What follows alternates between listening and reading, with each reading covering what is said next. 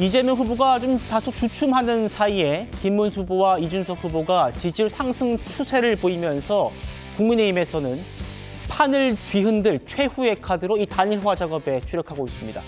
25일이 아시는 것처럼 투표지 인쇄 시작입니다. 그래서 적어도 모레인 24일까지가 1차 시한으로 꼽히지요. 이준석 후보가 앞서 보셨습니다만 기자회견 열고 단일화는 없다고 일단 선을 그은 상태입니다. 보시죠. 이번 대통령 선거에 저 이준석과 개혁신당은 끝까지 이준석 그리고 개혁신당의 이름으로 반드시 승리할 것입니다. 국민 여러분께서 받아보실 투표용지에는 기호 4번 이준석의 이름이 선명히 보일 것입니다. 6월 3일 본투표일까지 앞으로 12일 남았습니다. 야밤에 선포된 무지몽매한 비상계엄령을 단 몇 시간 만에 해제하였듯 두 개의 거탑을 무너뜨리기에 12일이면 충분한 시간입니다.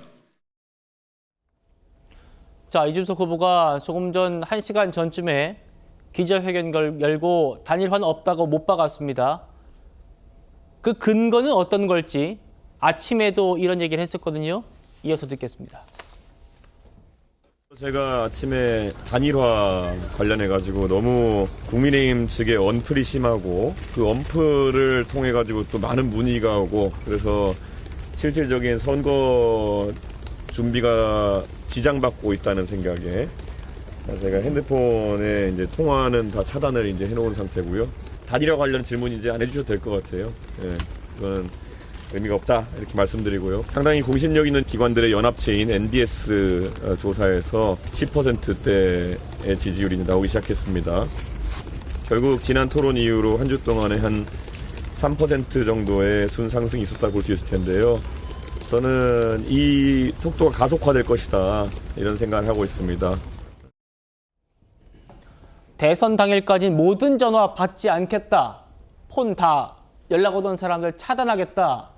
라고 아주 자신 있게 완주 의사를 밝혔는데 이준석 후보가 그런 결정을 한 근거라고 밝힌 게 이겁니다. 앞서 보셨던 조사예요. 특히 이제 MBS 조사인데 본인이 10%를 찍은 거죠. 지난 조사보다 3%포인트 올랐고 이 조사가 지난주와 이번 주의 차이가 뭐냐? 18일 있었던 첫 TV 토론이다. TV 토론에 대한 기대가 평가가 반영됐고 내일 또 이제 2차 토론이 있기 때문에 그 토론만 거치면은 10%보다 더 높은 지지율을 얻을 것이다 라는 겁니다. 최 변호사님. 10%가 중요했던 이유. 10%면 선거 비용 절반 돌려받고 15%면 전액 돌려받지 않습니까? 지금 이준석 후보는 처음 나왔어요. 10%대를 찍은, 두 자리 찍은. 이거 지금 토론에 대한 자기의 평가고 이 추세면은 내가 해볼만 하다라고 보는 것 같습니다. 한마디로 자각론으로서도 충분히 내 존재를 밝힐 수 있다 이런 그 판단인 것 같습니다. 다만 전 이렇게 생각합니다. 우리가 주식으로 비유한다고 하면은 우리 이준석 후보님은 블루칩 내지는 지금 블루칩으로서 상한가를 연일 치고 있는 그런 상태라고 합니다. 근데 우리가 주식 시장을 어떻습니까? 상한가를 가면서 마치 대기권을 뚫고 나갈 수 있을 것 같은데 어느 순간 변곡점이 오죠. 그렇기 때문에 지금으로서 이준석 후보 같은 경우에는 본인의 몸값을 최대한 한마디로 극대로 높이는 전략을 하고 있다. 저는 이렇게 여쭤보고 싶습니다. 이준석 후보님의 휴대폰이 하나입니까? 전화는 지금 있는 전화 안 받을 수 있죠. 그렇지만 본인 스스로 얘기했지 않습니까? 예. 나한테 연락하지 말고 주위에 있는 사람한테 연락해라라는 그런 취지도 얘기했는 것이고 어제는 또 안철수 의원 연락은 받겠다 또 이렇게 얘기했어요. 네, 그렇기 때문에 지금으로서 어쨌든 두 가지 길이 있는 것 같습니다. 끝까지 가겠다. 하지만 그 끝까지 가겠다는 것이 정말 완주하겠다는 것인지 아니면은 본인의 몸값을 극상한가를 한 다음에 익절할 것인지는 두고 봐야 된다. 어쨌든 지금으로서는 본인이 아까 언론 인터뷰에서 두 개의 거탑을 무너뜨리겠다라고 했지 않습니까? 윤석열 전 대통령을 계엄의 폭군으로 이재명 후보를 입법, 행정, 사법을 장악한 총통으로 그렇게 하면서 본인은 노무현 전 대통령처럼 정면 돌파하겠다. 메시지는 참 좋습니다. 하지만 과연 3명의 어떤 그 군소 정당으로서 과연 이와 같은 독주를 끝까지 완주를 해낼 수 있을지 제가 봤을 때는 지금으로서는 몸값은 굉장히 높이는 하지만 어느 순간은 분명한 어떤 그 단일화에 의한 어떤 손을 내밀 가능성 저는 충분히 있다고 봅니다. 알겠습니다. 이준석 후보는 이렇게 완강하게 거부하고 있는데 그러면 국민의힘 김문수 후보 측의 구상은 뭔지 들어보시죠.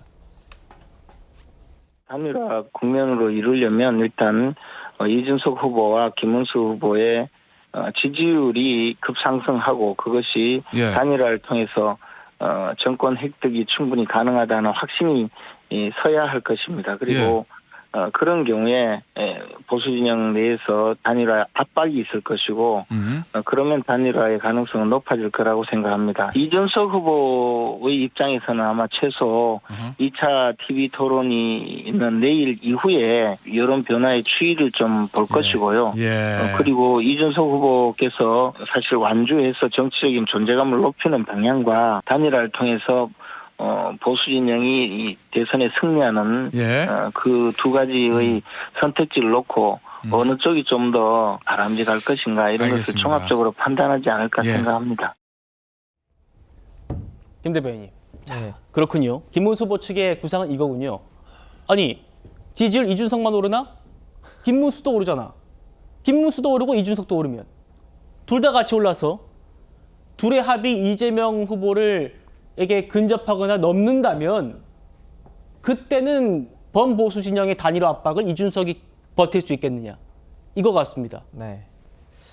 일단 먼저 말씀드리면 이준석 후보는 전화기가 한 개입니다. 예. 그래요. 네, 전화기 한 개만 쓰시고. 수석 대변인이니까 맞을 거예요. 예, 맞습니다. 예. 예, 전화기 한 개만 쓰시고 안 받는다고 말씀하신 건 굉장히 단호한 의지의 표현이에요. 단일화 하지 않겠다. 저 계속 말씀드리지만 저희 오늘 기자회견까지 했습니다. 기자회견에 야마 딱 하나, 아니 기자회견 주제는 딱 하나입니다. 정면 돌파. 정면 돌파하겠다는 겁니다. 그런데도 불구하고 계속 저렇게 말씀을 주시니 참 어떻게 해야지 저희의 진심을 믿어주실까 하는 의구심이 좀 있는데요. 일단 단일화라는 건 서로 간에 시너지가 있어야 됩니다. 단일화 과정에서 두 후보가 서로 간의 정책도 교환하면서 컨벤션 효과를 일으킨 다음에 1 더하기 1이 2가 아니라 2.5, 3이 나와야지 하는 게 단일화예요.